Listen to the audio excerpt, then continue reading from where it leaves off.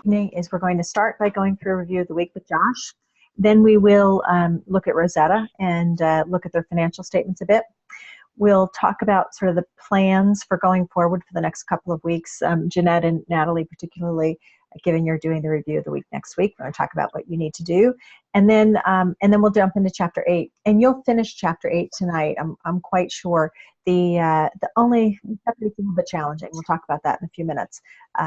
But before we get to Chapter 8, let's go ahead and do review of the week. Josh, you're up. All right, guys. My name is Josh Louisa. I'm going to take you through a review of the week. If you can just go to the next slide, we can jump right into some of the big news stories from the week that stood out to me. So the first thing that we can go over, there's been a lot of news lately about the Lyft IPO. So shares are expected to start trading this Friday. And the original range for the price of those shares was supposed to be $62 to $68 per share, somewhere in that range. Due to really high demand for those shares, they're actually increasing the price of those shares.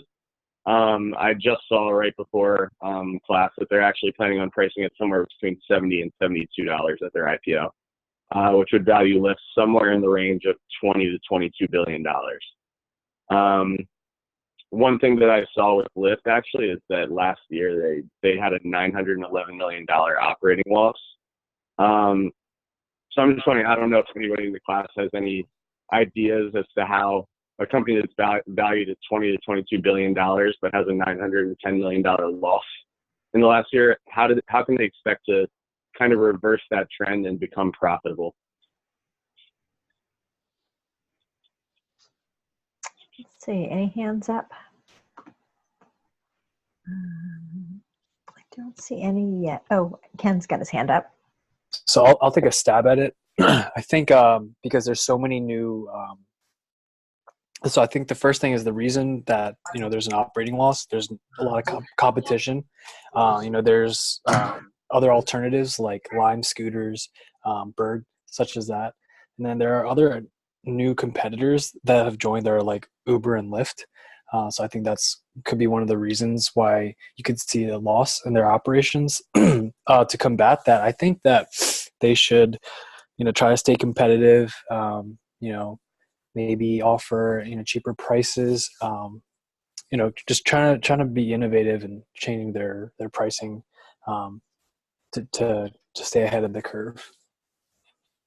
Yeah, I think those are all really good ideas for sure. The one thing that stands out to me is probably the cost of insurance for a company like Lyft. It's probably through the roof. But as the company continues to gain in scale and grow, they'll probably have the ability to kind of go out and try and shop their insurance and kind of try and reduce those rates. And then also on top of that, I heard this isn't going to help anytime soon, but I read that Lyft is going to try and get into the autonomous driving field.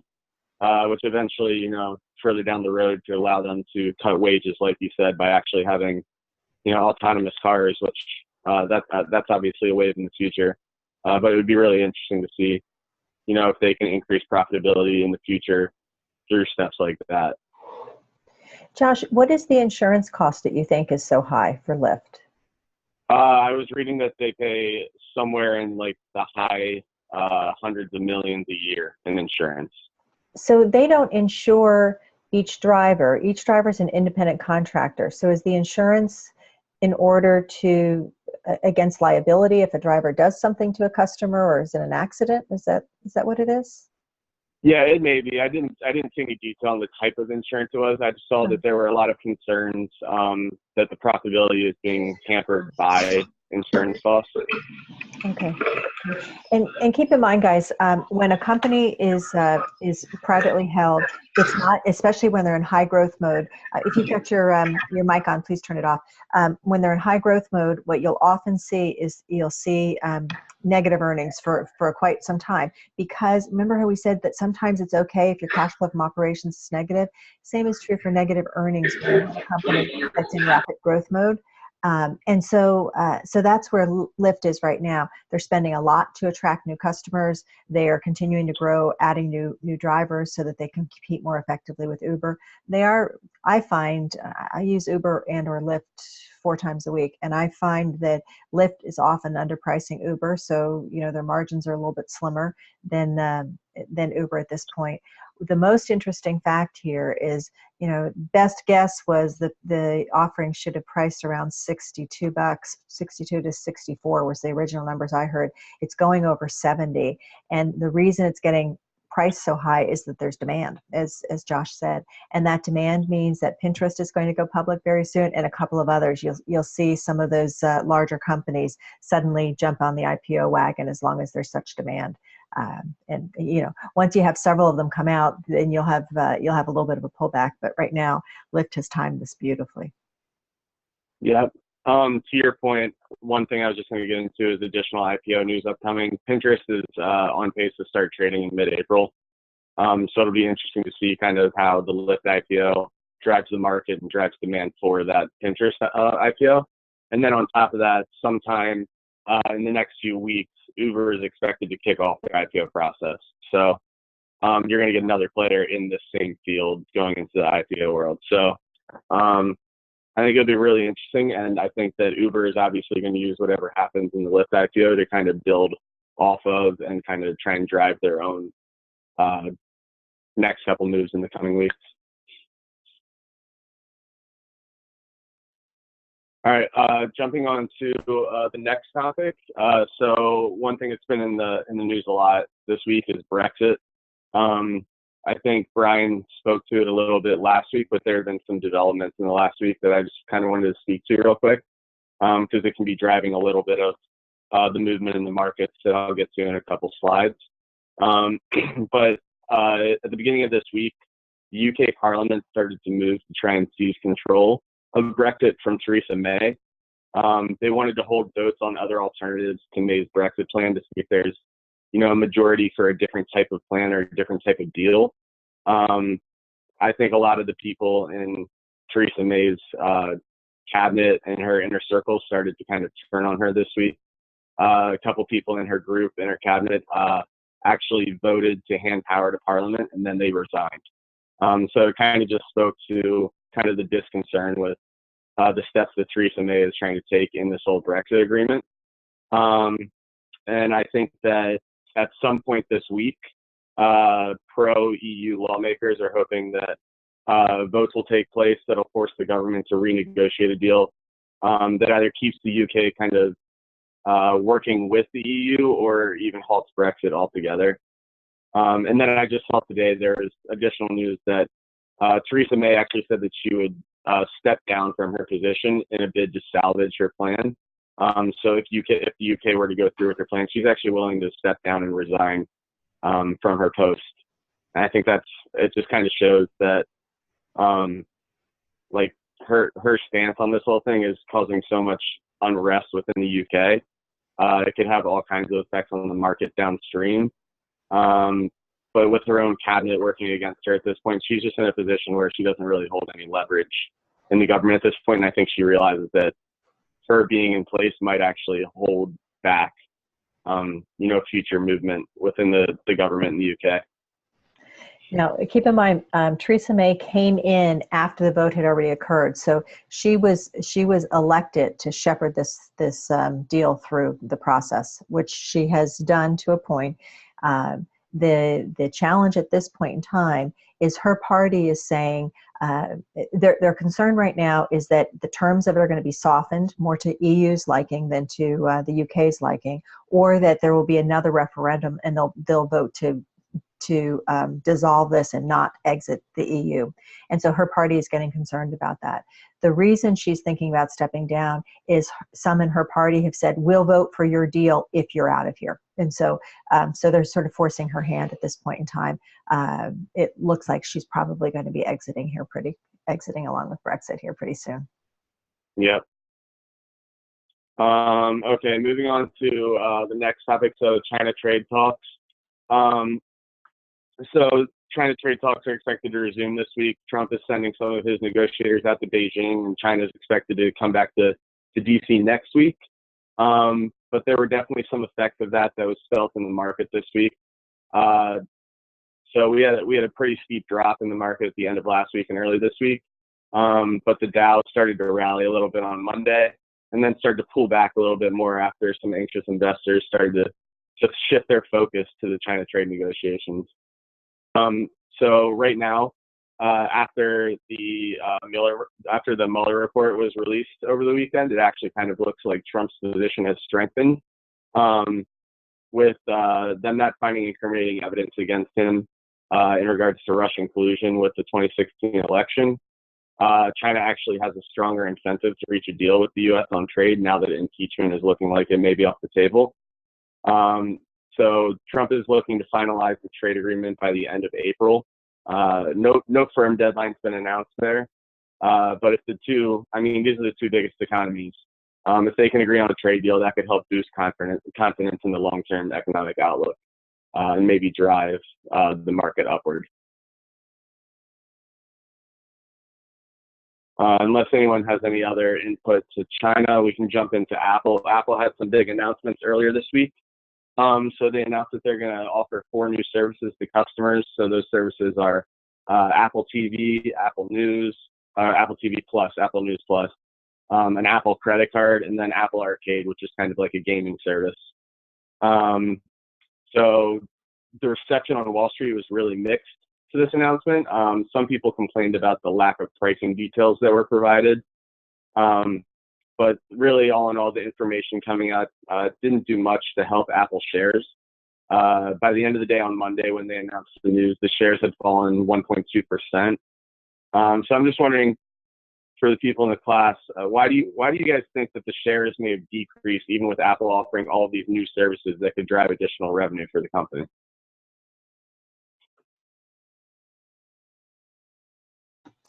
Tyler C's got his hand up, and so does Adam. Yeah, I wonder if it's maybe because Apple hasn't really delivered like a super game-changing actual product in the last few years. I mean, I think we're all used to like the incremental iPhone improvements, which are great, but they're still perceived as incremental. I think they haven't delivered a new laptop or really a crazy new updated iPad in a little while. So I wonder if there's some, not hesitation, but a little bit of unrest around the lack of really new revolutionary technology. And then maybe there's also some skepticism around, is this a core competency? How are they going to be able to balance rolling out all of these new services with delivering great hardware as well? So just my thought. And there was someone else who had their hand up too. Yeah, Adam. I was thinking it seems a little bit scattered. It seems like it's a multi-pronged approach where it's really just not, I guess, really focused on one big area. Like Apple TV Plus, in my mind, is at least in some way a competitor to Amazon Prime, Netflix, and that industry, the streaming industry, which is obviously huge and is growing. But to announce it kind of simultaneously with the news and the card and the arcade, kind of, it doesn't seem like from an introduction perspective, doesn't seem like a strong way to go against such big titans in the industry. Yeah, I would agree. That was kind of the first thing that came to my mind, is that maybe the poor response was due to investors just thinking that Apple is getting outside their comfort zone and going into areas that may end up failing, and it may be a long-term bad business decision, even though it may provide additional revenues up front. So it'll be interesting to see how those services go once they're rolled out, and what happens to shares over the next 6 to 12 months. Let's talk about that a little bit. Isn't that what Apple has done? So they were a computer company that then became an iPhone manufacturer, that then became a iPad manufacturer, and now they're saying, well, the future is in services. Do we believe that they can do services, or what's your feeling about the new direction for Apple? Is this just sort of the evolution for the company, or new direction, or concerning? Adam and Mario have their hands up. Yeah, I think it seems like they're a little bit late to the game, if anything. Maybe if this was 2 years ago or they were before Amazon Prime coming out from the video perspective, then maybe it would be a proactive approach, but it seems kind of reactive to me. Okay.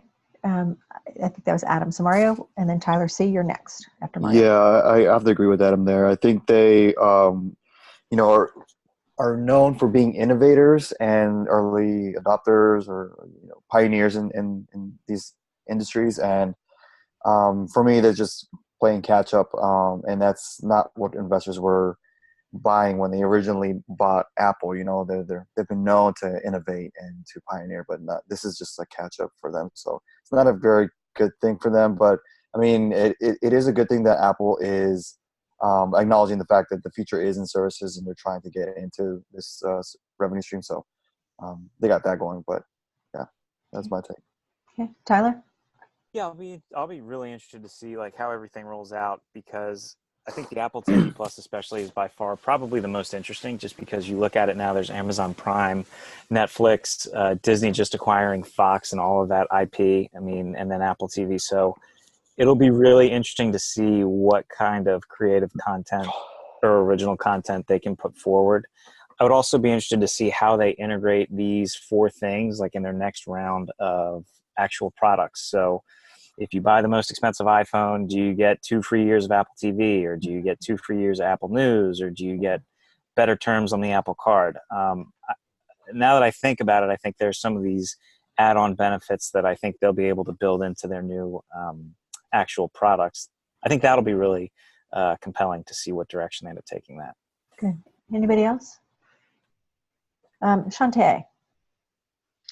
Yeah, so with what Tyler just said, if they build it into their products, I'm wondering if it's enough to get people who aren't Apple consumers to go over to Apple when, like everyone else was saying, Amazon Prime is out there, Hulu's out there.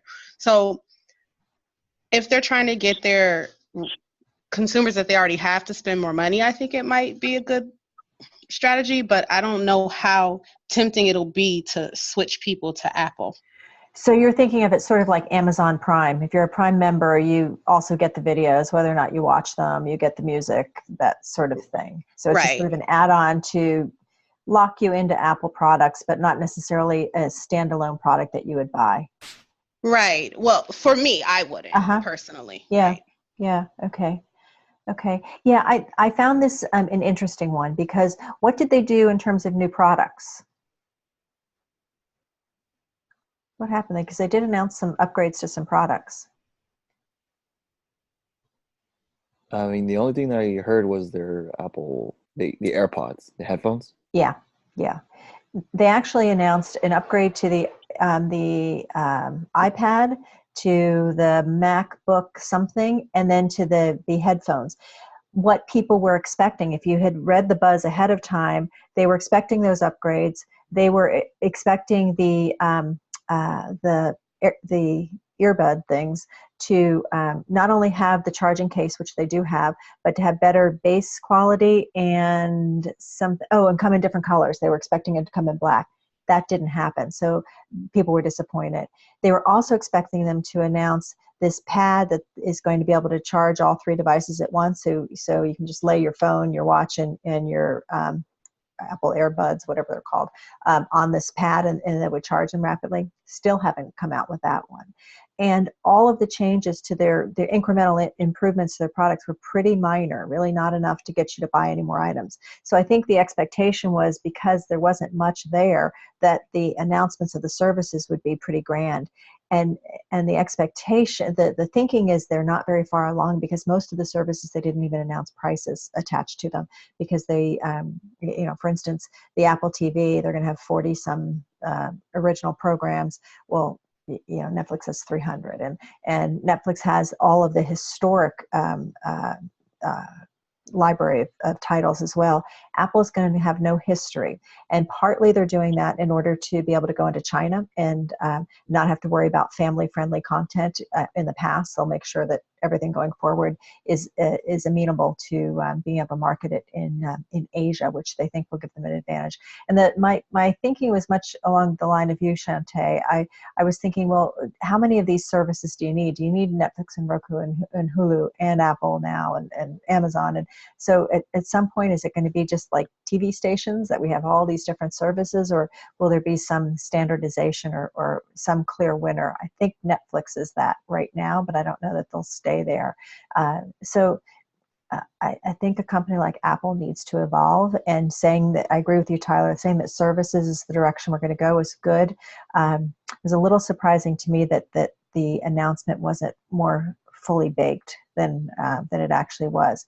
Now, on the plus side, typically when Apple makes an announcement, typically people are so hyped about it that the price falls afterwards, so that's not surprising. And then typically Apple has a really good quarter following that price decrease. So this isn't necessarily bad news for Apple. It's pretty consistent with the pattern for their stock prices following a big announcement. But yeah, this one just didn't go quite far enough. But yeah, it's hard to be an innovator every single quarter.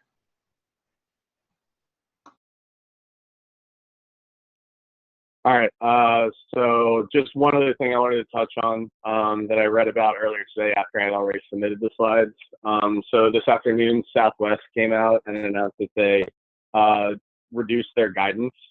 So they're expecting lower sales in the current quarter as a result of somewhere in the range of 9,400 flight cancellations, and then in addition, just general trends of lower demand. So this is obviously on the tails of all of the 737 MAX 8s being grounded over the public scrutiny and the plane crashes in the last couple of months. So for the first quarter of 2019, Southwest is now expecting revenues per available seat mile, which is a closely watched metric in the industry, to grow by about 2 to 3%, which is lower than previous guidance of 3 to 4%. So they're expecting flight cancellations, like I said, of about 9,400 flights due to inclement weather and other unanticipated events, like the grounding of the 737 MAXs. And so they're expecting sales to pick up in the second quarter. But after the announcement today, the shares dropped about 2.5% in early market trading, but then we're actually able to rebound by the end of the day. But I just think, I feel like we've talked a little bit about Southwest in the last couple of weeks, so I just kind of wanted to bring up some of the updated financial news that they put out today.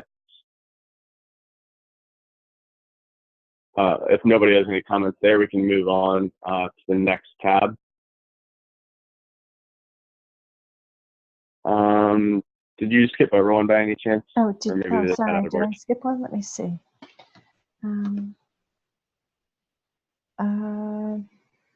No, that's the next one. Let's see. Okay, that's okay. One? I might have gotten them out of order. You can just go back to the index real quick. Okay. Okay, so here on this tab, you can kind of see that I've laid out the movement in the last week of the Dow Jones, the NASDAQ, and the S&P 500. What I found pretty interesting, normally the markets are moving together in a lot of ways, but really, like, at a first quick glance of these weekly trends, if you just glance over it really quickly, each of them look exactly the same to me. So at the end of last week, the market started to drop, and then we saw a slight rebound at the beginning of this week. So one of the big things that happened in this past week was that the yield on 10-year U.S. Treasury bonds actually dipped below the level of 3-month Treasury bonds, which a lot of investors are seeing as a foreshadowing of the potential U.S. economic downturn. But in the past, this has happened before, and it doesn't always mean that a recession is upcoming, but it definitely sparked some fears from investors over the beginning part of the week. And some people are kind of worried that a slowing economic growth would kind of slow earnings growth moving forward from a stock perspective. So it was also, some news came out earlier this week that profits for the S&P 500 companies are expected to slow this year, and it'll fall in the first quarter based on the first quarter last year. So there's just a little bit of volatility in the market this week. You can see kind of where it left off last week when we had class is very similar to where we ended this week. I think today's market was down. It depended on which index you're looking at, but somewhere in the range of 0.2% to 1% for each of the major indexes. So no crazy movement over the course of last week, but there was some pretty big economic news that came out that kind of drive some of these variances throughout the week. Okay, good. Josh, I'm glad you brought up the yield curve issue. So ordinarily, the yield curve represents the government treasury and bond rates over time. So ordinarily, what we expect is further out in time, the rates are going to be higher because of inflation that could occur if we go out 5 or 10 years, and also because you're tying up your money. So you're giving up the opportunity to use your money for an alternative purpose when you invest in a bond. So as a result, we typically see an upward sloping yield curve. It sort of looks like, sorry, Josh, it sort of looks like the Nike symbol. Okay. Okay.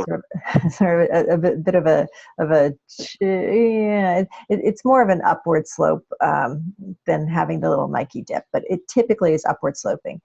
When it dips, the longer term rates dip below, that's called an inverted yield curve. So then it looks sort of backwards. It looks, so an inverted yield curve looks sort of like that, whereas a typical yield curve is much more like that. And so what we're seeing when we see an inverted yield curve in the past, since 1962 or 72, every time we've had a recession, we've had an inverted yield curve. However, we only have a recession 1 in 6 times that we have an inverted yield curve. And I think it switched back already. I think it switched back again, so it's inverted again today. So inverted yield curves happen. The expectation is this one happened because, yeah, we are expecting earnings to slow a bit. But the real driver here was that the Fed signaled that they're not planning on raising long-term rate, or not planning on raising interest rates for quite some time. So as a result, people priced out any increases that they had put into the longer term rates. So it's not a for sure, certainly is not a for sure recessionary indicator, but it could be an indication of recession. It's one of those things to keep watching. If it stays inverted or it becomes even more pronounced, probably more likely that it's going to be a recession. But within a couple of hours, it bounced back and it was no longer inverted. So the media has a lot of airtime to fill sometimes. Okay, cool. Speaking of Nike, we can just move on to the next slide now. So one of the big earnings releases this week was Nike. So while Nike beat their earnings expectations, their stock actually slid a little bit after their announcement, which was because they actually lowered future guidance. So they're saying that in this next quarter, which is their 4th fiscal quarter, they're expecting currency issues to drive down earnings. It caused the stock price to fall about 6.6% on Friday after the earnings release came out. Some of the key financials versus Wall Street expectations that came out, they beat earnings per share expectations. They came in at 68 cents per share versus expectations of 65 cents per share. On a revenue basis, they had $9.6 billion of revenue versus expectations of $9.65 billion, which is a pretty solid miss for a company of Nike's size. And then in North America, they had revenues of $3.81 billion versus Wall Street expectations of $3.85. So the earnings per share news was very good, obviously, but future guidance is kind of spooking investors a little bit. So the FX impact is expected to be about 6 percentage points, and it's going to result in just low single-digit revenue growth in the 4th quarter. So overall, kind of a mixed bag. In my position at Under Armour, we dig a lot into what happens with Nike's earnings release, and we're not really sure what to make of it at this point. Those FX issues are also going to kind of hurt Under Armour a little bit, so it's kind of trying to figure out, like, is the underlying business really strong still, or are they seeing a drop in revenues or a drop in North America business due to other factors like just slowing retail markets, slowing DTC markets, online markets. So we're really looking at things other than just these key financial indicators. But it's still too early to digest all the information and see, kind of how our industry is doing right now. Josh, did you also see the Lululemon news this week? Yeah, so I was going to hit that later when we talk about upcoming earning releases. I did see today they just announced their earnings probably an hour and a half or 2 hours ago, but their stock price is way up in post-close trading right now. Okay. On pretty strong results. So, similar to Nike, they did well in the quarter from just a strictly performance-based metric, but it'll be interesting to see kind of how forward guidance is affected as a result.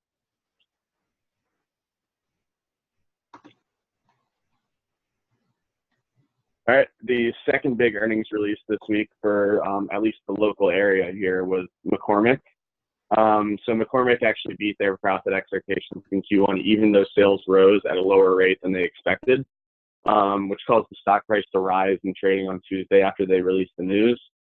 So the big news is that sales rose just 1% to $1.23 billion in the 3 months that ended on February 28th. Earnings rose to $1.12 per share, which is comparative earnings of $3.18 per share last year in the same quarter, but that included the favorable impact of federal tax legislation that went into effect. So on an adjusted basis, earnings actually climbed 12% to $1.12 per share, compared to expectations on the street of just $1.03 per share. So a 9-cent per share earnings beat is pretty solid for McCormick.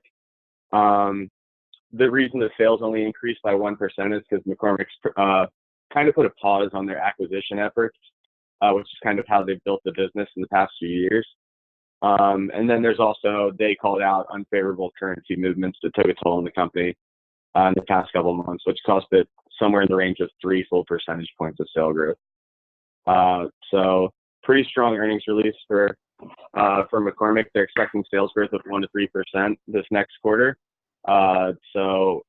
This next year, and full fiscal 2019 earnings somewhere in the range of $5.17 to $5.29 per share. Yeah, McCormick had really good results. They had their shareholder meeting today. First time ever that they have crossed the $5 billion annual sales number. They acquired Frank's Red Hot and another company last year. Do you remember who it was, Josh? I don't remember who it was. Yeah, but that was much less than they typically had done in terms of acquisitions in a year.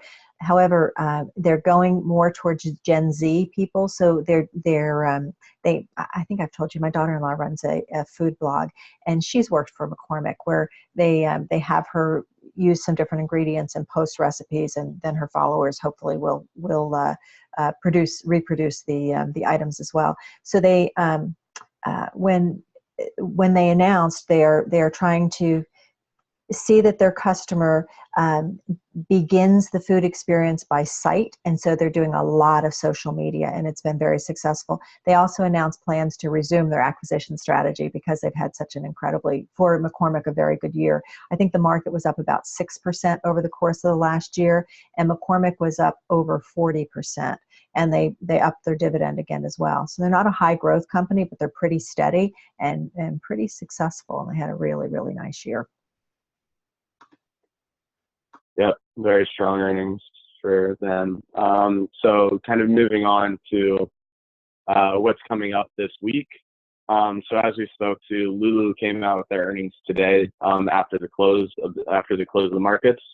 So I just pulled up the actual information there. It looks like their adjusted earnings per share came in at $1.85 per share versus expectations of $1.74. Their revenues came in at $1.2 billion against estimates of $1.15 billion, and they're projecting their full year EPS at $4.48, somewhere between $4.48 to $4.55, against an expectation of $4.41. So really strong earnings for Lulu there. They're up about 10.5% right now in closed market trading. So it'll be interesting to see what their share price does tomorrow. And then similarly, so another big company in the apparel market is PVH. So they also released earnings after close today. Their earnings came in very strong. So I think their price is also up about 10 to 11% right now in closed market trading. So it's a pretty good sign for the apparel market right now that all these companies are coming out with very strong earnings. It'll just be interesting to see what the trends are throughout the year. Q1 is typically a slower quarter during the year for apparel, where we've gotten past the holiday period. Although, granted, all of these companies that are releasing right now are releasing earnings that had a piece of the holiday market in them. Most of them include December in these earnings. But it'll be really interesting to see how the momentum from these companies continues through to the whole apparel market between Q1 and Q2, before you get into Q3 when you have the back to school season, and Q4 when you have holiday season. So that's what I'll be looking really deeply into over the next couple months. And then GameStop is going to have their earnings release early next week. Wall Street's looking for EPS somewhere in the range of $1.59 on revenue of $3.28 billion. So GameStop has had, in the last year, they've had pretty solid growth as a company. It'll be interesting to see if they continue the momentum with like all of these other gaming companies and free gaming options that are out in the market now. It'll just be very interesting to see how like an old school brick and mortar video game store kind of continues their business moving forward.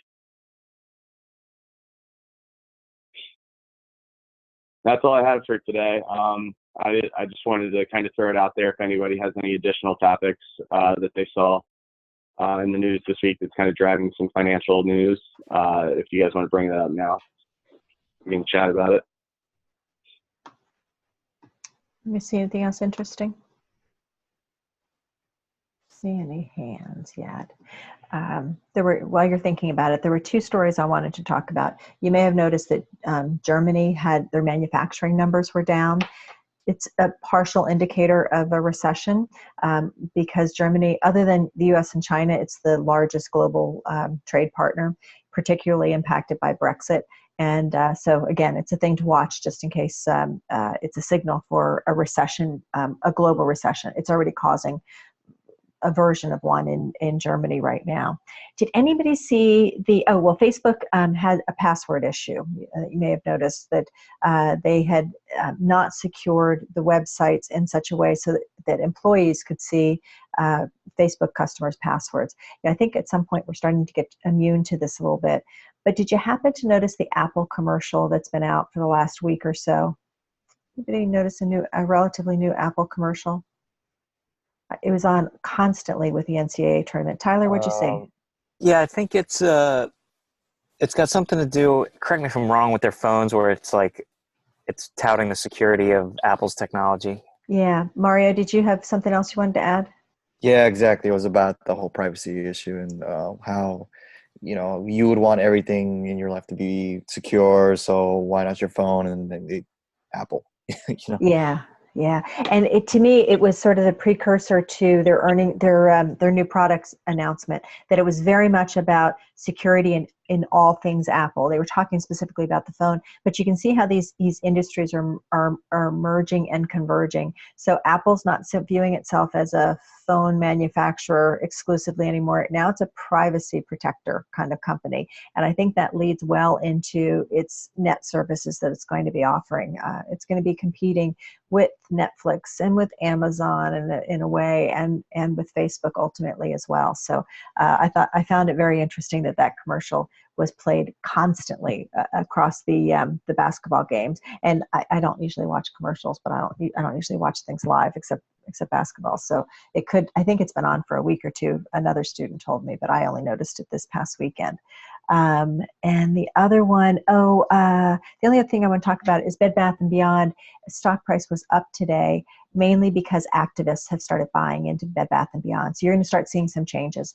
Activists come in when they believe there's more value, there's more intrinsic value in the company, and yet for some reason the current managers aren't able to unlock that value, so they're not doing their jobs. So you'll probably start seeing some sales at Bed Bath & Beyond. You'll see some store closings, and you'll probably see some managers disappearing too, and some replacement people. So that was the only other big story. Josh did a really good job of covering everything that was important this last week. Okay, anybody else have anything else to add before we jump into Rosetta and the next couple of weeks? Good. Okay, did y'all have a chance to look at the Rosetta financial statements that I sent you? There were 4 statements. I think it was from 14 through 18, income statement, balance sheet, and cash flow statement. And then I gave you pro forma, at least income statement for 18 and 19. Anybody have anything that they noticed in those statements? You mean you were going to ask us about these? Nothing? Okay, well, let me tell you, for the most part, what I saw is the company has continued to grow fairly steadily. if we look at the income statement, you saw a little bit of a dip in income. You see a little bit of a dip in income in like 17, 18. There we go. Okay, so if we look at total income numbers, or total revenues here, it drops a little bit in 16 and again in 17. Probably something we should ask about. But if you look, for the most part, what are their big ticket items? Well, it's very much their beef. And even though there's a dip overall, we don't really see a dip in their beef. It's slight. It's much smaller than the overall dip. The overall dip is mainly the veal and lamb, and it looks like they're starting to exit that business. We'll have to ask about that intentionally when Eddie is in class. The piece that I found really encouraging is look at these gross margins. Their gross margins continue to improve. And when we get to the forecast, you'll see they have them improve even further. Part of that is because the cost of cattle has dropped and they're hedged on those costs. So that's one of the reasons. They've done this growth. And remember, they're looking to grow to about 22 million before they need to do something more, and they're getting there. They're over 16.8 now, and we'll see their forecast that they're supposed to be to 19 by 2019. So while they're thinking about getting to 22, that's not very far in the future. So we may want to push them a little bit to think even more broadly than that. Balance sheet was pretty uneventful. I think the fixed assets grew a little bit. So they replaced small items, but they certainly haven't grown big items at that point. And their debt levels, I think, declined for sure. Their long-term debt went up a little bit. Oh yeah, there we go. Yeah, so they had their debt maximized here, and then we started to see some declining in their debt, which was a good sign as well. Oh, the other thing I forgot to mention on the income statement is in the case they were talking about becoming profitable, where they had positive net income, and indeed we saw that with the company. They ended up switching over so that they have a net income instead of a net loss during this time period. Their cash flow statement, same things. We can see their cash flow from operations were negative for a number of years, and now they've turned positive, which is good. And then on their pro formas, the nice thing is, so they're looking to grow to about 19 million by the end of this year. So we can see how on target they are. But these numbers, I think, are really impressive. We're looking at the gross profit margins continuing to really increase. So they're on a positive trajectory. What they're going to want to know from us is, okay, so what do they do to get to that 22 million, and how do they think beyond that 22 million? So where are the opportunities for growth for this company? And we will be meeting with Eddie in just 2 weeks now, I think. Check that for sure. Any questions or any comments on what you saw in the financial statements? If you haven't had a chance to look at them yet, it would be worth your time to look at them before Eddie comes to class, so that you can ask him about any specific questions or concerns you might have about anything that you noticed in the financial statements. Okay, let's see where we're headed from here. So Josh did our review of the week. We're going to do chapter 8 this evening. Next week, we're asynchronously online, so I will post chapter 12 and 13. It's about a 30 or 40-minute video, mainly of me talking about the history and sort of what's happened to the markets historically, and talking about the capital asset pricing model. So all theory, really no problems in those chapters. And so we're just going to do that asynchronously. The other thing that's going to happen asynchronously is by Wednesday at noon, Natalie and Jeanette, who are doing review of the week next week, are going to create a video, and you guys can do it in VoiceThread. You can come together to do it, but you can also do the two pieces, and I'll send the two pieces to everybody. So they're going to create a video, and they're going to be really explicit about some questions that they're going to ask us about the stories in the news next week. And when they do that, I'll set up a discussion forum, and we'll do a threaded discussion. So they will post that on Wednesday. you'll be responsible by Saturday to have responded at least once with something of substance. So respond to a question, add a new story, and then Jeanette and Natalie will come back in and by Sunday. I know it's a quick turnaround, ladies. By Sunday, they'll come back in and see if there's anything that they need to comment on further or respond to if you ask them a question. And then we'll have one more round where everybody will have a chance to respond one more time. So you should expect between Wednesday when I post it and Saturday to post once. And you should expect by Sunday, between Sunday and Wednesday, to have posted one more time. So, and I'll send you reminders about that. Okay, so that's April 2nd. So no in-person meeting. I'll post the video, I think tonight. Oh, let me try to remember to do that. And so anytime you can go in and watch it. Oh, don't forget your homework is due for chapter 7, 8, and 10. I combined those together, and that's due April 2nd. One of the things I'm going to send you this evening, after class, I'm going to record. The Monday class hasn't done chapter 7 yet, but they did chapter 8 on Monday as well. And they found chapter 8 tricky. And I think that's not unusual. I'm going to present it a little bit differently to you guys and hope that makes it a little bit clearer. But one of the things they asked me for is more practice problems before they go into the homework. So I created some practice problems, and I'm going to go in and record how to do those problems and send that out to them this evening. I'll send it to you as well.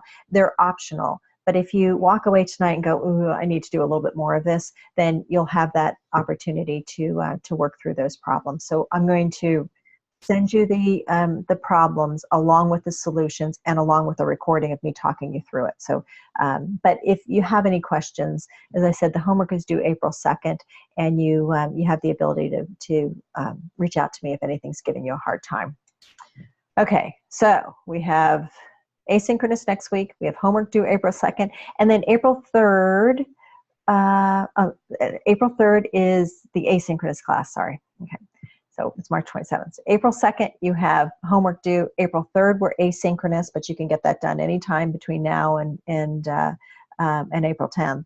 And then April 10th, we're in person, and we're going to do chapter 14, which is the weighted average cost of capital. And chapter 14 is just put everything together. So we're going to spend a couple of weeks on chapter 14 because there's a lot there. But it's nothing new. It says, let's look at how we value stocks in chapter 8 and how we calculate returns or yields in chapter 7. And let's look at how we use CAPM, which you're going to learn in chapter 12. And put it all together into a model. So it is sort of the summation of everything finance, and we'll spend a couple of weeks on it. We also have Eddie coming in, at least Eddie coming in for Rosetta on the 10th to talk to you about Rosetta and talk about the final presentation. So that'll be a busy night. Try not to miss April 10th. If you know you're not going to be here, try to come to the other class, which I think he's coming into their class on April 15th. So you have the chance to have any of your questions answered. Okay, any questions that you have for me before we do chapter 8?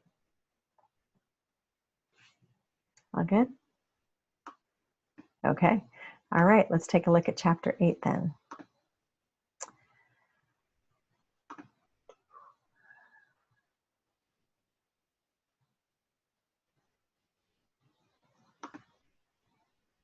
I know it's in here somewhere. Let's find it. Very weird. Sorry, when some reason Josh's presentation knocked mine out of there. It sure did. Sorry, it's going to take me a second to open it.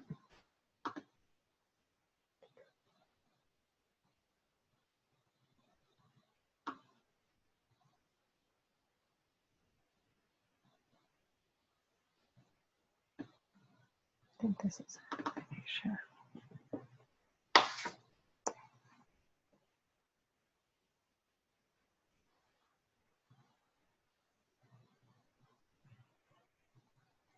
Yeah, I'm pretty sure this one's it. So let me pop you guys in here.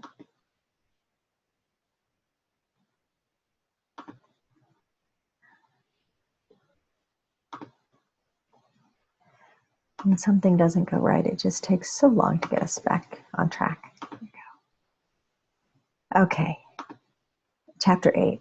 Now, what chapter 8 attempts to do is to tell us how to value a company's stock. And this is the historic way of doing it. Nowadays, when we value stocks, we do capital budgeting kinds of problems. We do that in valuation. We do multiples where we look at the PE for other companies in the industry and we know our company's earnings, so we come up with a price or a value for the company's stock that way. We do EV, enterprise value, EBITDA multiples, so that's another way we do it. But historically, companies paid dividends, and so we did what we called the dividend discount model or the Gordon growth model.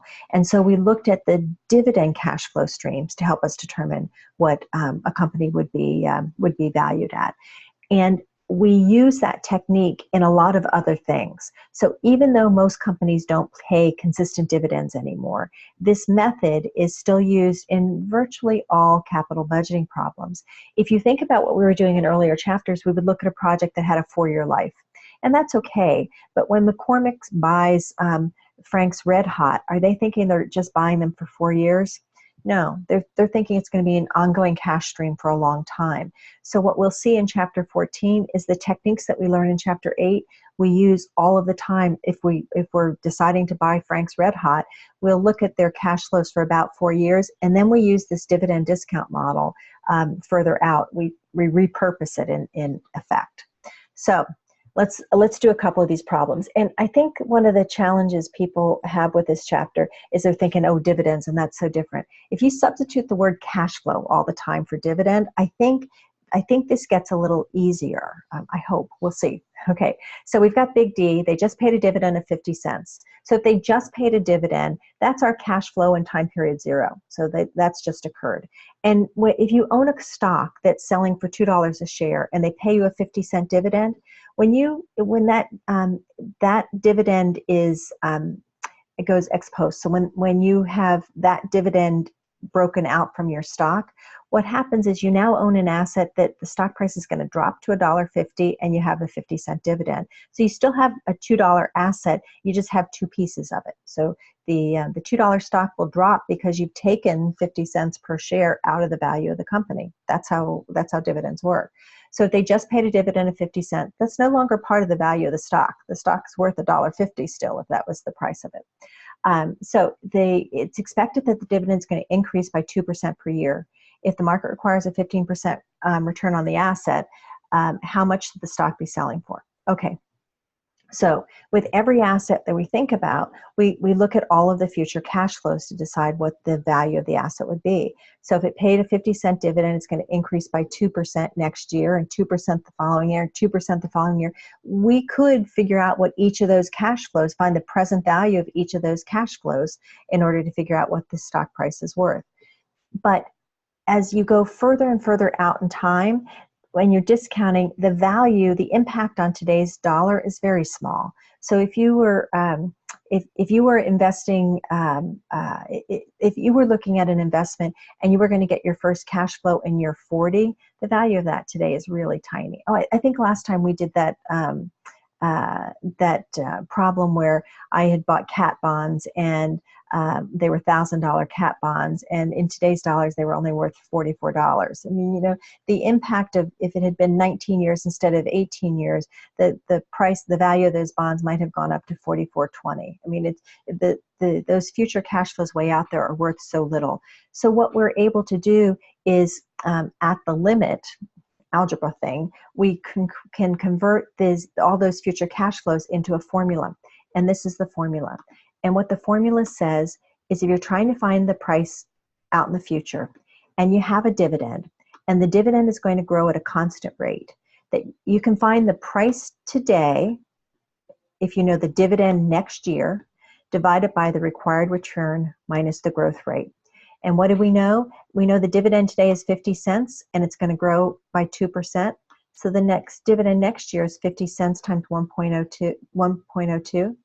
And we divide that by the required return of 15% minus the 2% growth rate. Okay, now this is a great formula. This is the formula that we repurpose and use all of the time in capital budgeting. But it has some requirements. It requires that the company pays a dividend. It requires not just that they pay a dividend, but those dividends grow at a constant rate forever. So that's the key. So you have to have a dividend. That dividend has to grow at a constant rate, and that constant rate of growth has to be forever. And then this formula works. And do you have any questions about that so far? All nice and easy until I put you in those breakout rooms, isn't it? Okay, let's look at this next one. Now this is a little different situation. Here we have a stock that just paid a dividend of $2. The dividend's going to grow at 8% for 3 years. So if it grows at 8% for 3 years, can we use the dividend discount model in those first 3 years? Shantae, can we use the dividend discount model based on the first part of this, based on this? Well, you said it has to grow at the same rate, continue constantly. So if you're only doing it for 3 years, I would say yes. No. But if you that was you were so right until you said yes. well, you well, I said no first. You see my ex. Okay. I'll take that kind of. Okay, so it has to grow at a constant rate forever. So look down here. Here it's going to grow at 4% in perpetuity. Perpetuity, forever, into the future, all of those mean the same thing. So it's going to grow at 4% in perpetuity. So here we can use the dividend discount model. But when we have 8% for 3 years, we can't. Instead, what we need to do, so if you were thinking about this as cash flows, we have a $2 dividend today, not part of the value anymore, but it sets us up to figure out the value in the future. That $2 is going to grow at 8% the next year, 8% the following year, 8% in year 3. And then after that, it's going to grow at 4% forever. So what we need to do is we need to, let me draw this. Okay, somebody have a calculator or Excel open? What is $2 times 1.08? So that's 2.16. Last night, this thing stopped working for me after a little bit. Yep, there we go. It stopped right there last time too. So try it again. Oh, good, I got it working again. Okay, what is 2.16 times 0.08? Can somebody tell me that answer? 2.16 times 1.08. Yeah, so 2.16. Yeah. Okay, now multiply it by 1.08 again. 2.33. 2.33, and good. And now multiply it by 1.08 again. 2.519, so 2.52. Okay, and then multiply it by 1.04.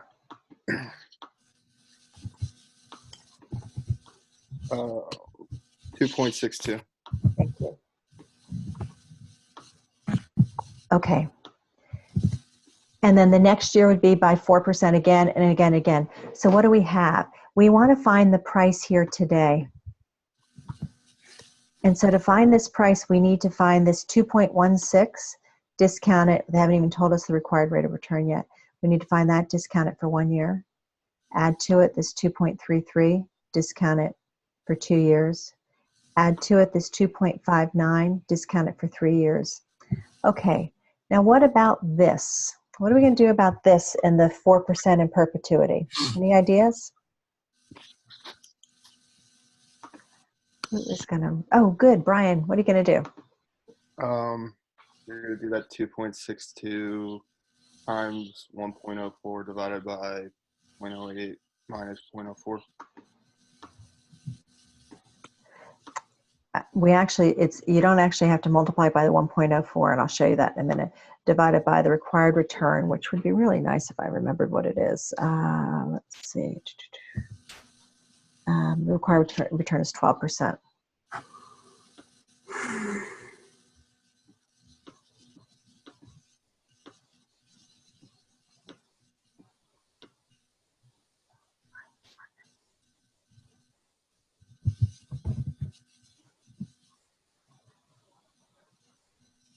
And that is equal to 32.75, I think.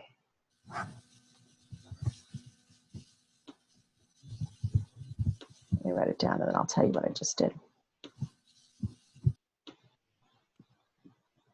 Okay. So in essence, what we have is we have a stock and the required return is 12%.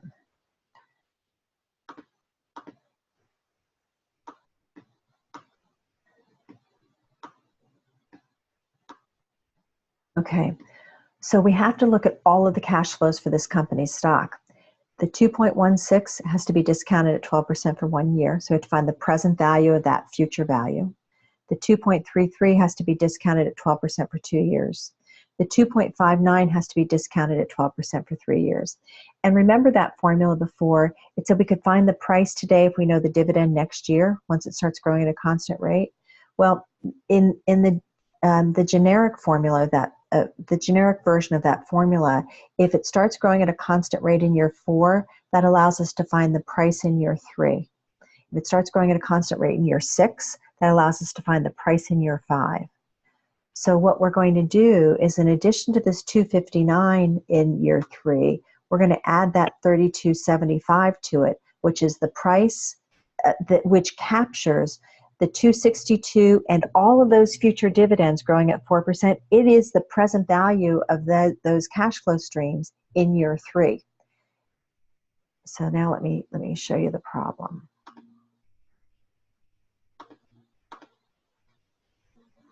Oh, I should have got one more. Okay, so just what we did. So that 216 growing at 8% is 233. Another 8% is 252. Sorry, let's get the 216 up here. And then in the 4th year, it goes to 262. So my price in year 3 equals my dividend in year 4. And beginning in year 4, it's growing at a constant rate of 4% forever. So I can use this formula to find the price in year 3. And the price in year 3 is this 3275. So now what I've got, Tamara, I see your hand up. Just give me 1 second and I've got you. Okay. So what I've got is the cash flow stream, the 216 discounted for 1 year, the 233 discounted for 2 years, and then the 252 plus 3275 is going to give me a total of 3527. And we're going to discount that back for 3 years, all of that at 12%. Tamara, what's your question? Your mic's not on if you're talking.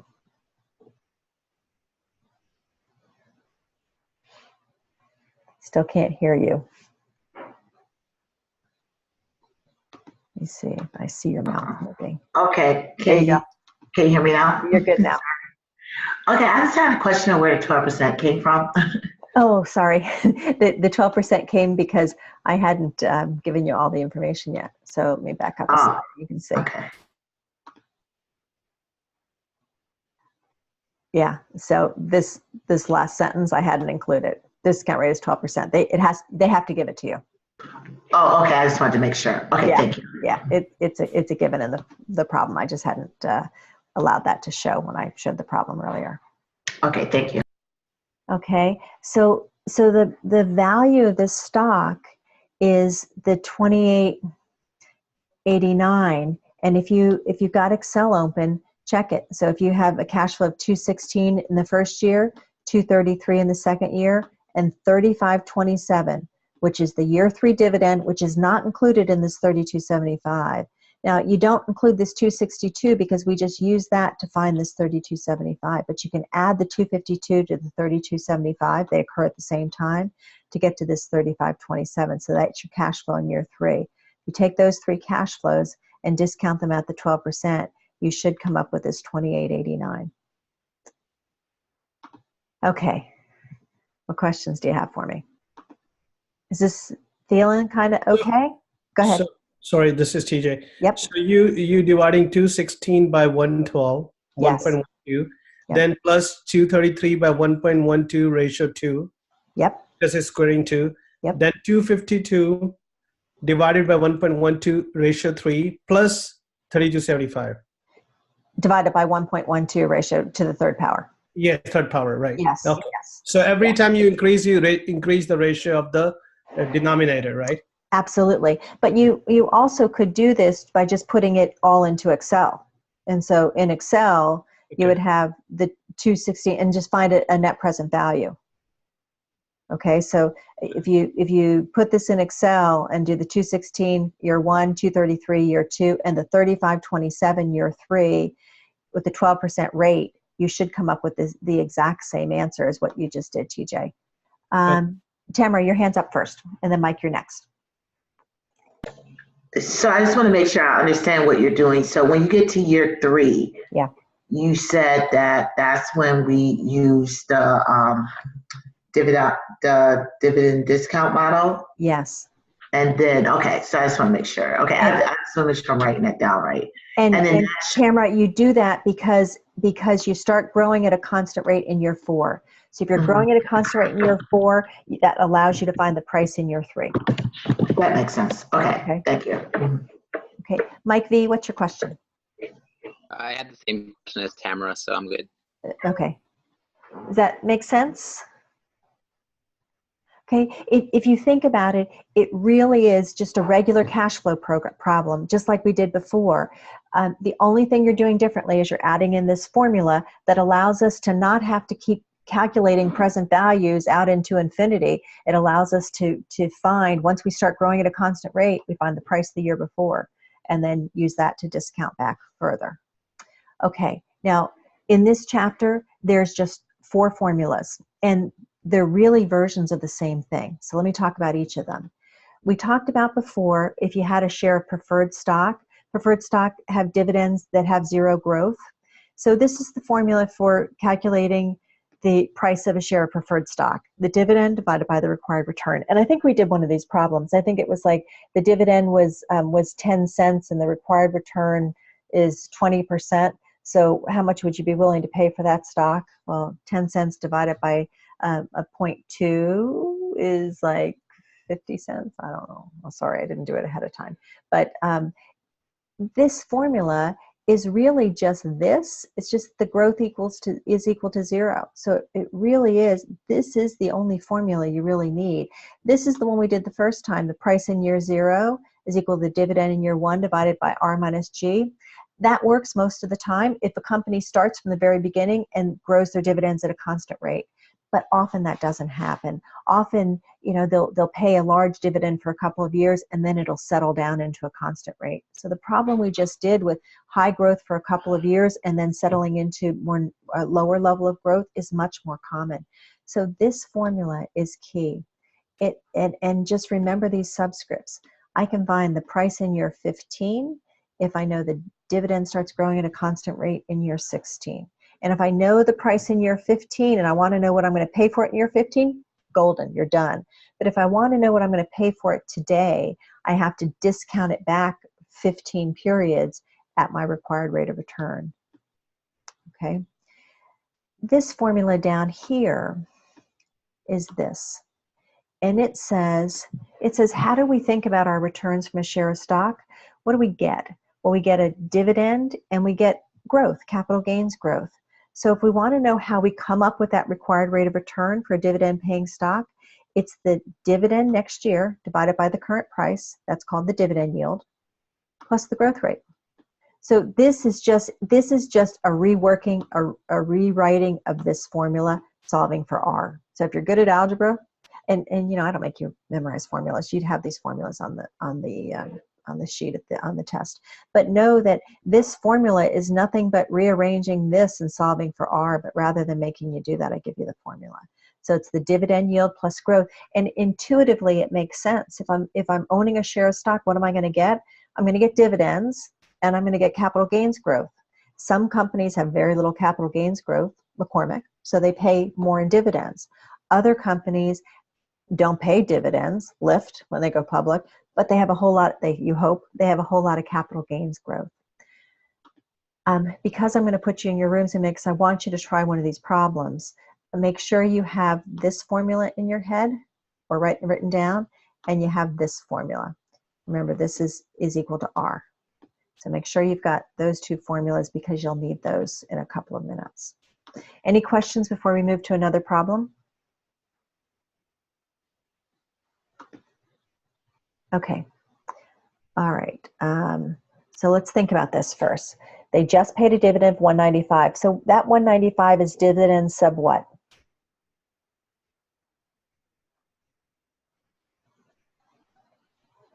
Emily?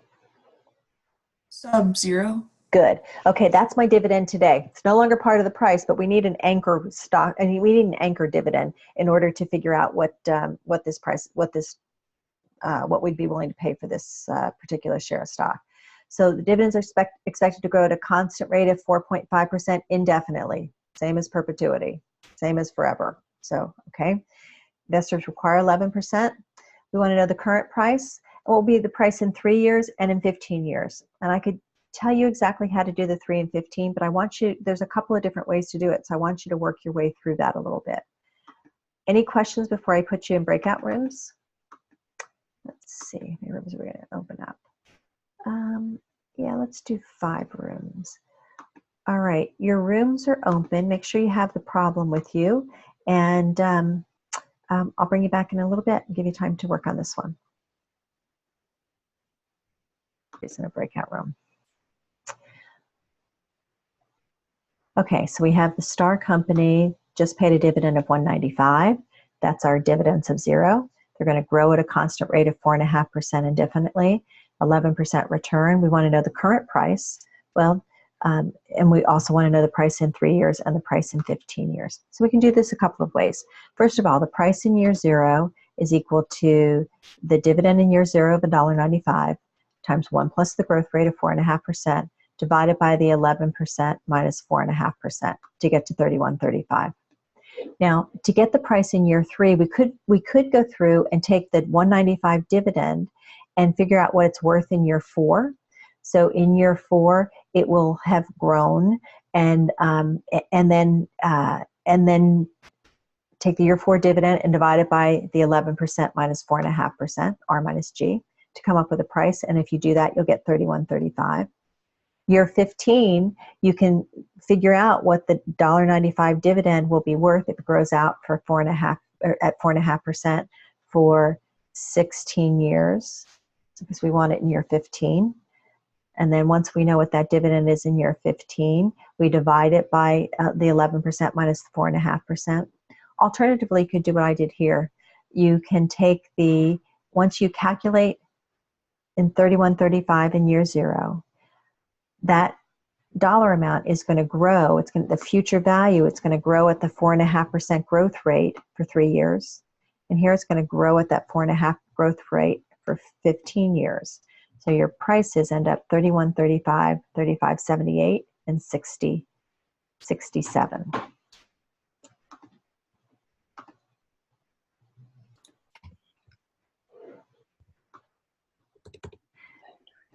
Okay, Ken, tell us what you did.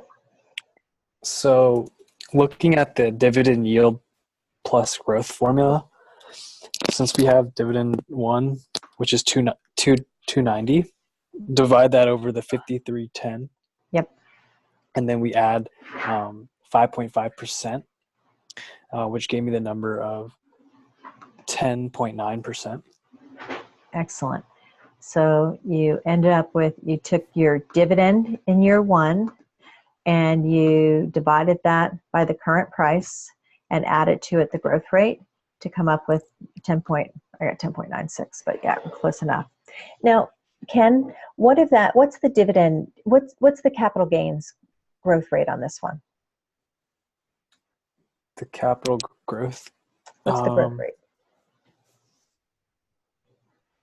So give me 1 second. Okay.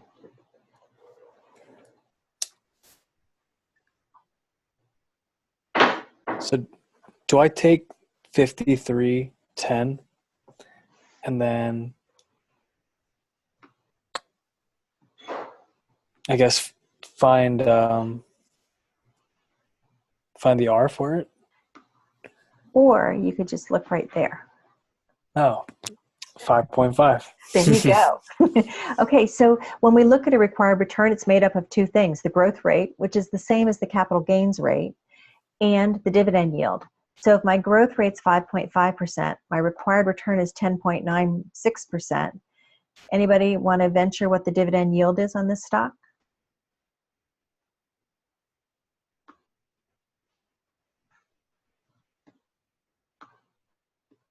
Anybody?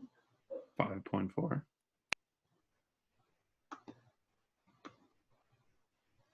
Good, Emily. What is it?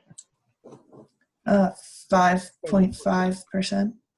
Yeah, I got 5.46, but close enough. So the dividend yield plus the capital gains yield has to equal my required return.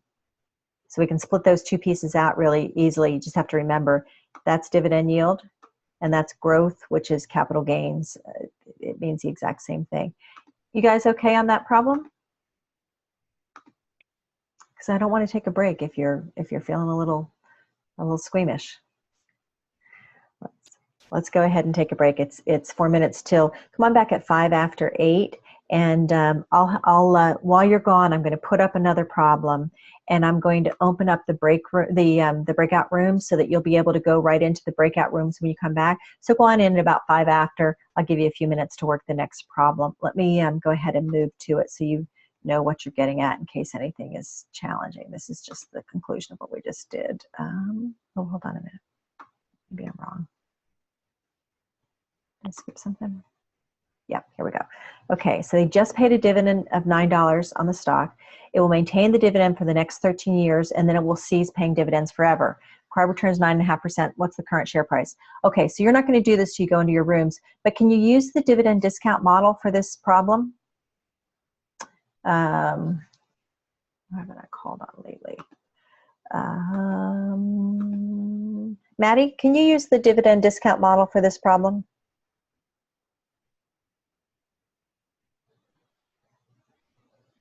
Yes. Or maybe No. there you go. Tyler C, why is it no? Because it is Louder, Tyler. I'm unmuted. The payment isn't in perpetuity. It's only 13 years. Excellent. So pay attention to how long these last. This is only going to go for 13 years. So you cannot use the dividend discount model. It has to be indefinitely, perpetuity, forever. So this one's going to stop. So what is this?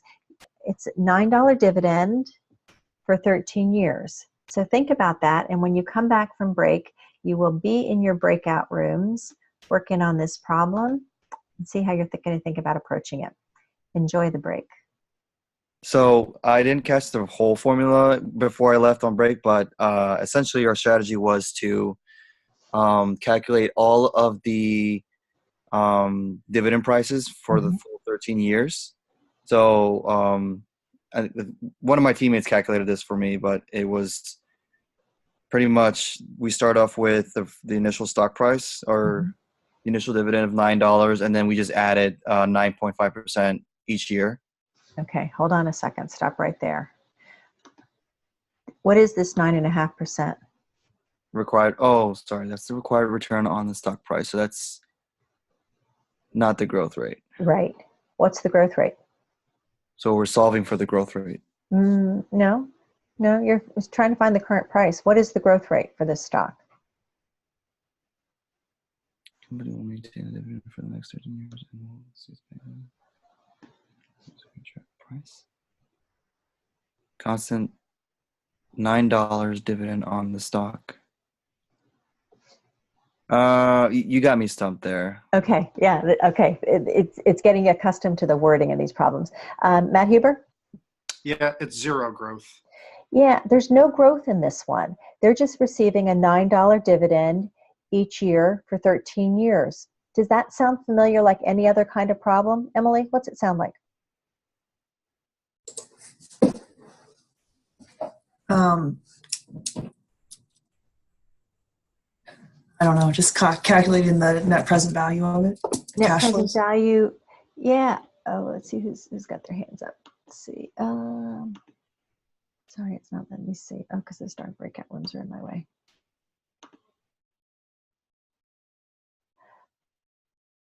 Matt Huber, do you still have your hand up, or is that a new hand up?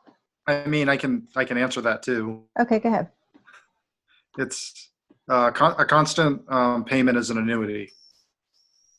Yeah, Yeah, so what do we have? We have 13 $9 payments going out. That should look familiar from before. As I said, just forget that it's called a dividend. It's just a cash flow. And what is it? It's the exact same amount each time. It's an annuity or it's the payment. So if you picture this in Excel, what you're looking to solve for is you're trying to find the present value, and you have a payment of 9. N is N per, so there's 13 of them. Your interest rate or your rate is 9.5%, and you're solving for the present value. And when you do that, you should get 65.62. Any questions on how we did that one? Does it make sense? Yeah, when you put it that way, yeah, it does make sense. I knew it was like it was like simple, Yeah. straightforward, but I just didn't know which one, if it was a net present value or just calculating for present value. Yeah, that's why the other class asked for some more problems to do, because it's just a matter of practice and getting accustomed to what they're asking you to do. And remembering that what we learned in earlier chapters still applies in this chapter. We did these, and you guys are so good at doing these, but you just don't realize you look to use that formula that we're using in this chapter, but really with chapter 8 we're sort of moving away from what we learned in each of the chapters and instead are focused on finance in general, because the same couple of rules apply to pretty much everything we do. It's just figuring out which rule you need to apply in a given time. Does anybody have any questions on this one before we move to another problem? Good. Okay, here's the next problem. Okay, so this is an important one to do your timeline. They pay no dividends for 9 years, and then they're going to pay a dividend of $17.50 in year 10, and it's going to grow at 5.5% thereafter. Thereafter, forever, perpetuity, all means the same thing. Required return is 12%. What's the current stock price? So picture this. We have nothing for 9 years, and then we start growing at a constant rate. Any questions before I put you in your rooms? If I could find your rooms, I'd put you in there. They're there. Okay, your rooms are open whenever you have it written down. Feel free to pop in your room and take a look at this one.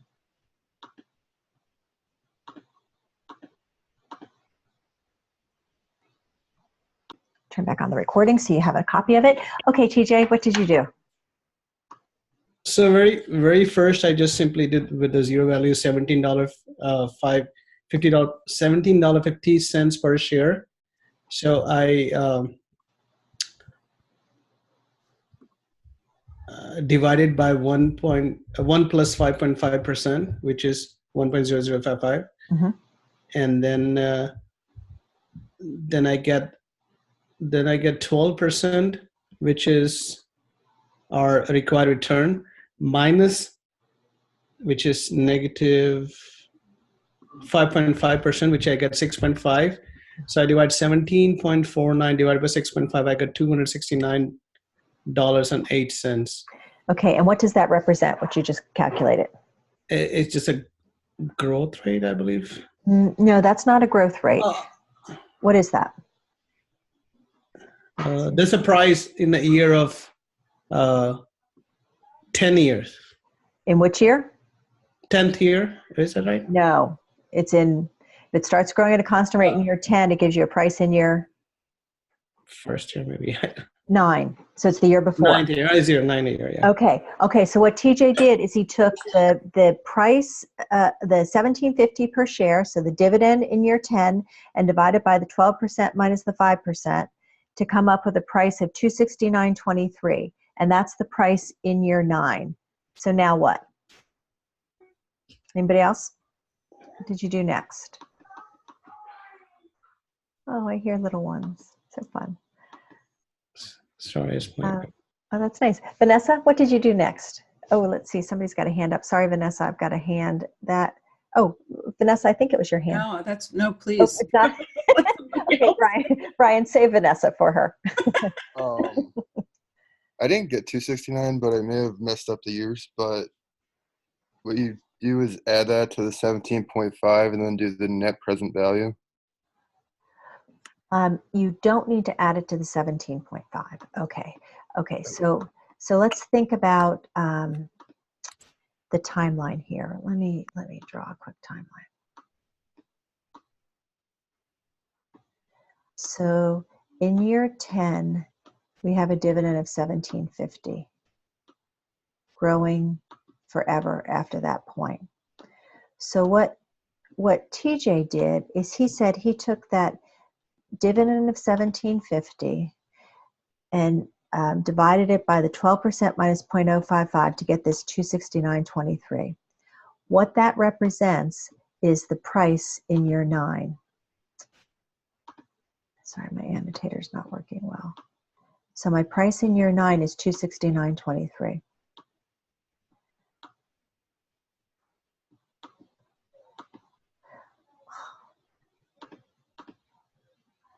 I can ignore this.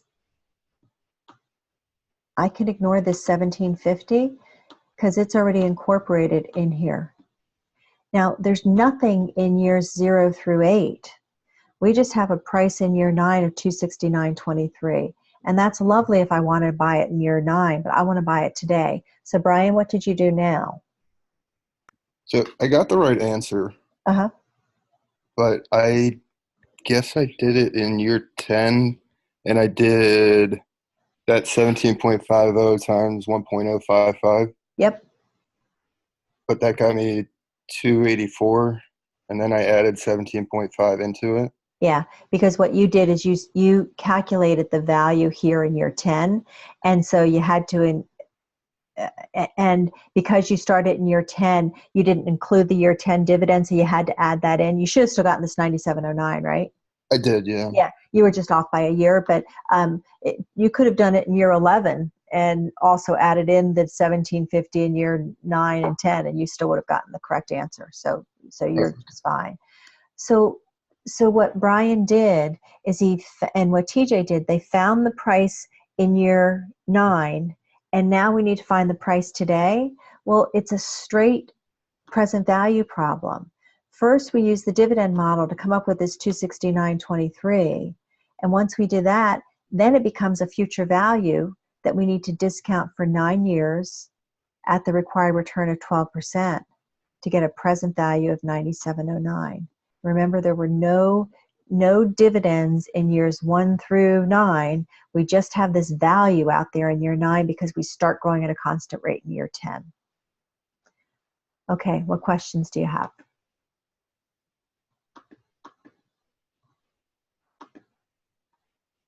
Annette? So I got the 269 price, but I initially used the net present value formula. And I was way off. But so how do we know when to use, I guess, this like present value formula versus a net present value? Oh, okay. So you used a net present value for what? To do the 269.23? Yes. That's fine. You can, all the net present value and net present value are the same if you only have one cash flow. If you had a whole bunch of cash flows, you could do a whole bunch of present values and then add them all together, or you could do a net present value. And because there's no initial outlay, like a negative 100,000 up front, you're not netting anything out. So all you're doing is a cumulative present value. So no, your NPV formula is perfectly fine. You just need to remember to capture years 1 through 9. So you capture all those zeros in there too. But if you did that, you're going to get the exact same answer. So I did that, but my net present value was only $77.40. Okay, you had 269. Tell me what you put in your formula. So my formula, I did the net present value. I used a rate of 12%, and then I calculated the cash flows from year 0 to year 9, which is all zeros. And then for year 10, I had the 269. Well, the 269 should be in year 9, but you should have gotten the right answer. But that's not enough to throw you off to 74 to 97. So put it in year 9 and see if that resolved the issue. Make sure you capture years 1 through 9 and not year 0. That might be it. Okay. You might be off by 2 years. So that, remember, with NPV, the only thing you need to remember is the year 0 goes outside of the parentheses. So you only want to capture, you do equals NPV rate, comma, and then years 1 through, in this case, 9. It should be all zeros until year 9. Oh, okay. I got it. Get it now? Okay. Okay. You're just off by 1 year. I think I saw another hand, but I don't know who. I'm not seeing whose it is. Jeanette, your hand is down now. It's TJ. Oh, TJ. Okay. What's your question? My second answer is 92.27. So 12%. So 1 plus 12% is 1.12, which is raised to power 10. Okay, to power. Okay, to power. Okay, so power of 10. But what are you trying to calculate now? Are you trying to do that 269? Share price. Yeah, I'm trying to calculate the share price. The second part of it. The first price I got it 269. Okay. But your answer share point is $97.09.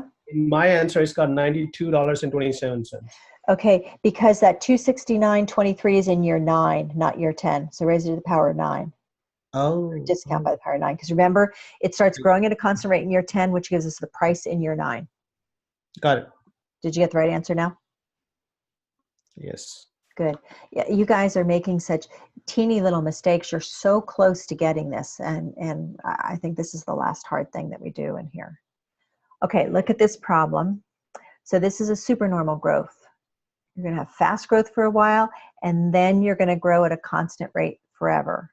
Remember, you got to include those fast growth dividends too.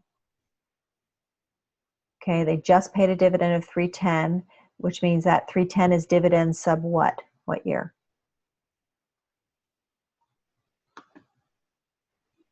Anybody? Don't leave me hanging. Brian, what year? 1. They just paid 0. So. Good. It's year 0. So they just paid a dividend of 310. That's the dividend in year 0. It's going to grow at 25% for 3 years.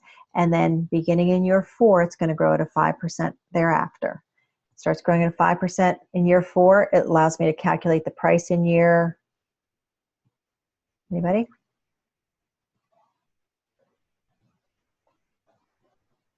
Three. Okay, so we grow at a constant rate in year 4, so it gives me a price in year 3, but I also have to calculate in the year 1, 2, and 3 dividends.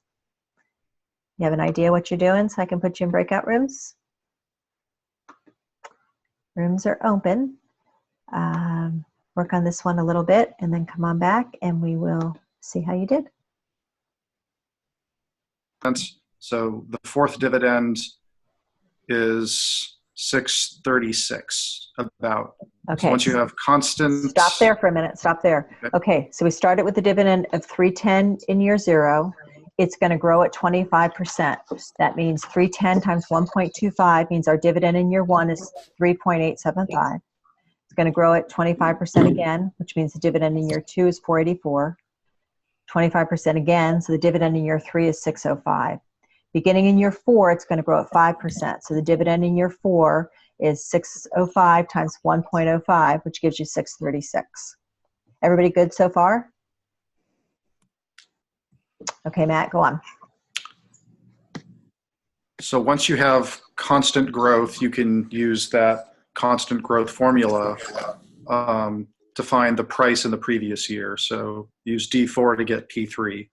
Good. Okay. So we've got a dividend in year 1, a dividend in year 2, a dividend in year 3, and now we know it's going to start growing at a constant rate in year 4, which means I can find the price in year 3. Okay. All right. So what'd you get for a price in year 3? So the price in year 3 is $90.82, and you get that by dividing D4 by the difference of the return rate and the constant rate. So dividing by 7%. Okay, so this is what we've talked about so far. So here's all those dividends. These 3 are growing at 25%. The fourth one is just growing at 5%. 5% is the constant rate. So if we start growing at a constant rate in year 4, that lets me find the price in year 3. So my price in year 3 is $90.86. We're going to add that $90.86 to this 605 dividend to find our cash flow in year 3. All right, Matt, go ahead. Yep. So then you can basically use net present value in Excel, and then you got D1 $3.88. You've got D2, which is 484, and then you have D3 plus P3, which is the dividend and the price. So you discount that sum back 3 times, and the return rate is 12%. So if you do the net present value, you get 76 and change. Okay, yeah, close enough. Okay. What questions do you have on this one? For those that were close but not quite there, tell me where you had troubles.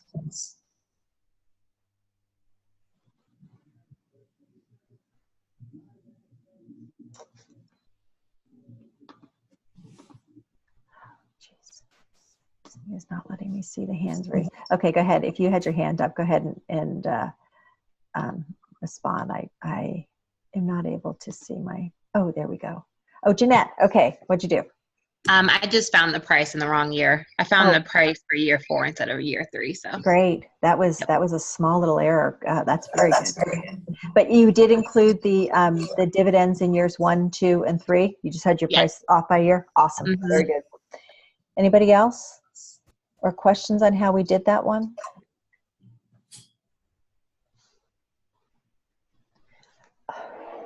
We're actually finishing early tonight. Imagine that. All right, so I am going to record some problems tonight. I'm going to send you the recording as well. It takes a while to render it, but it will either be tonight or tomorrow morning that I'll send these problems to you. They're strictly optional for you to work on if you so choose, or just watch the video, stop it, make sure you know how to do the problem before you move on. And then once you're good with that, go ahead and get your chapter 7, 8, and 10 homework done. So it's one homework assignment, but it covers all 3 chapters.